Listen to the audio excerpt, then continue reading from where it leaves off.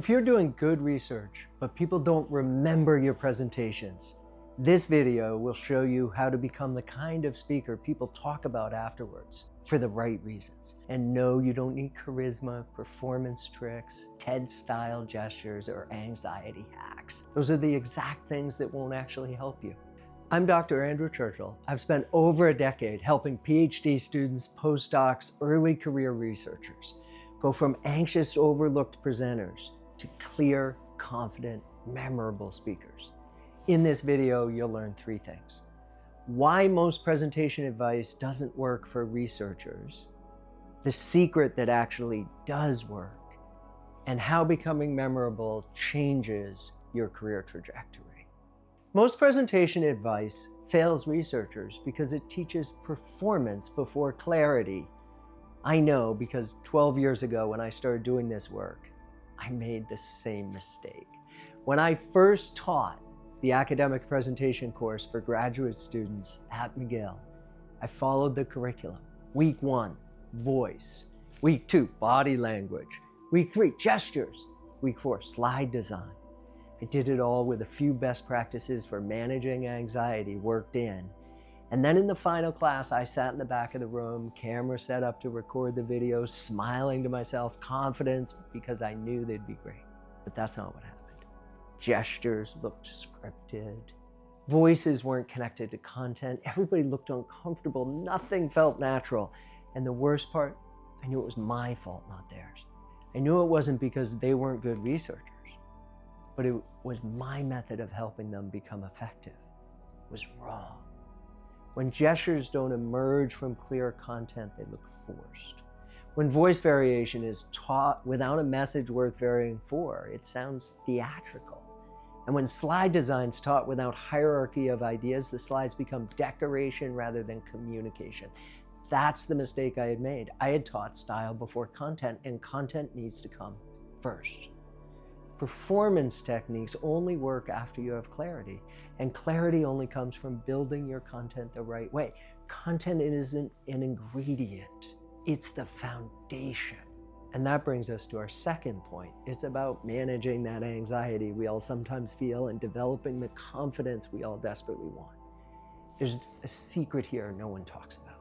Confidence comes from clarity, not personality. Mastery is charisma. After that disastrous first class, I spent 3 years iterating the same course 3 times each year, 10 classes each course, over 100 researchers personally trained. Refining the structure, simplifying the content, identifying patterns that made researchers memorable. I iterated and iterated. Sometimes it felt like I was taking 3 steps backward for every step forward. I knew I was making progress, but it often didn't feel that way. But then a funny thing happened. I mastered the content. I started to master the process, and I started mastering the presenting and sharing and coaching of it. And then everything changed. With the clarity, my delivery improved, my confidence grew. My stage presence went from uncertain to thoughtful and confident, maybe even a little charismatic. And then professionally, everything changed. Contracts came in, workshops across the university. The McGill 3MT Research Institute talks.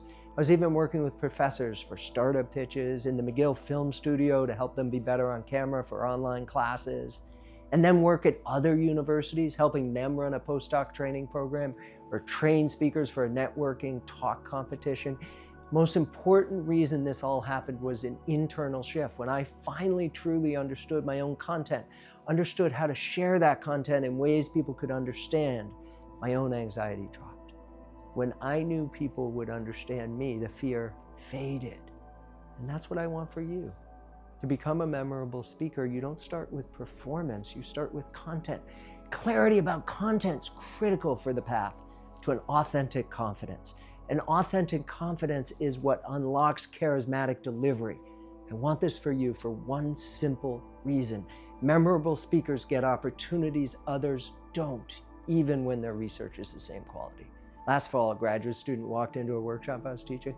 After a session, he came up to me and said, "Dr. Churchill, I was in your course a year ago.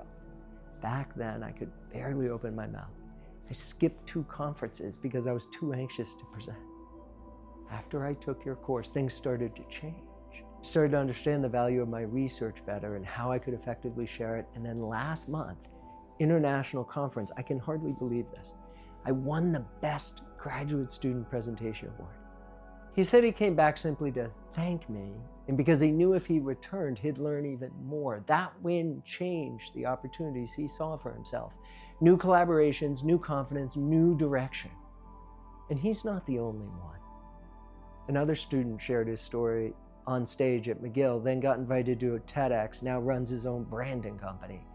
Another student, after first not even qualifying for the 3MT finals, then she went on to win the next year, then went on to win at Canadian Nationals, then the North American Championships. And then she was flown internationally to speak at the World Gathering of Graduate Student Career Professionals who wanted her to share her story with them. Another had her recorded talk discovered by industry, received funding and equipment for her research, then began her tenure-track professorship with an industry collaboration already in place.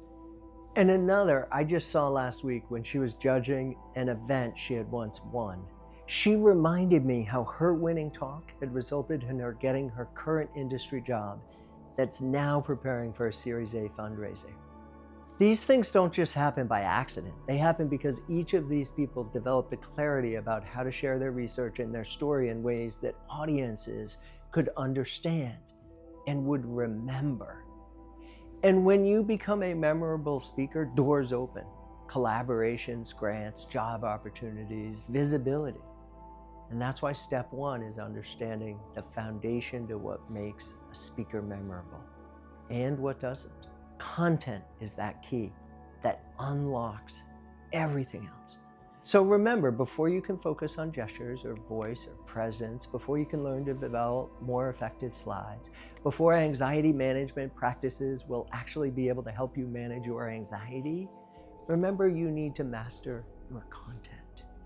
And you need to master your content in ways that allow you to develop confidence that your audience will understand and value your presentation. And when you do that, you'll be well on your way to being memorable. And when you do that, doors to opportunities you never imagined possible will open. All you need to do is start. If you found this video helpful, please give it a thumbs up. That'll help other researchers find it.